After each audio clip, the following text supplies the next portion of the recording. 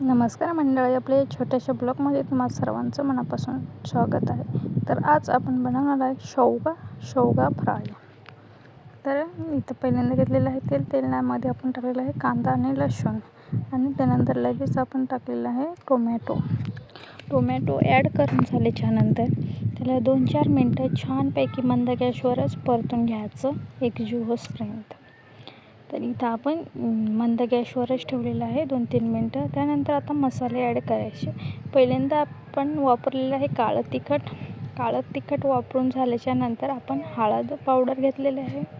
हळद पावडर घेऊन झाल्याच्यानंतर आपण धनापूड घेतलेले आहे. धनापूड घेऊन झाल्याच्यानंतर आपण गरम मसाला घेतलेला आहे. गरम मसाला ॲड करून झाल्याच्यानंतर कांदा लसूण चटणी मसाला घेतलेला आहे. चटणी मसाला ॲड करून झालेल्याच्यानंतर मीठ ॲड करून घेतलेलं आहे आपल्या आवडीनुसार. ते एवढे सर्व टाकून झालेलं आहे. त्यानंतर त्याला आपण छानपैकी असं परतून घेऊया.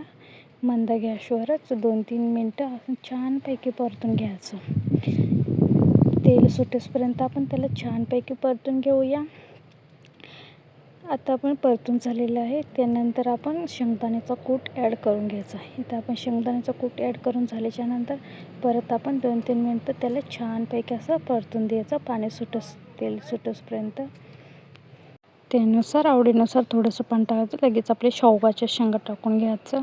शेवगाच्या शेंगा टाकून झाल्याच्यानंतर परत 2-3 मिनटं छानपैकी असं परतून घ्यायचं. सर्वकडं मसाला आपला शेंगामध्ये रुजला पाहिजे. तर मंद गॅसवरच आपण छानपैकी असं परतून घेत राहायचं. छानपैकी असं सर्व मसाला रुजला पाहिजे शेंगामध्ये. तर इथं 2-3 मिनटं आपण छानपैकी असं परतून घेतलेलं आहे. आणि मग काय, आपली इथं भाजी तयार झालेली आहे, शेवगा फ्राय. तर ह्या पद्धतीने तुम्ही पण एकदा नक्की भाजी बनवून बघा. तुम्हाला पण ही रेसिपी आवडल्यास आपल्या चॅनेलला नक्की सबस्क्राईब करा आणि बेल आयकॉन दाबायला विसरू नका. तर असेच नवनवीन व्हिडिओ बघण्यासाठी आपल्या चॅनेलला जॉईन करून ठेवा. असेच नवनवीन व्हिडिओ नक्की तुमच्यापर्यंत शेअर करत जाऊ. Bye bye. नक्की पुढच्या ब्लॉग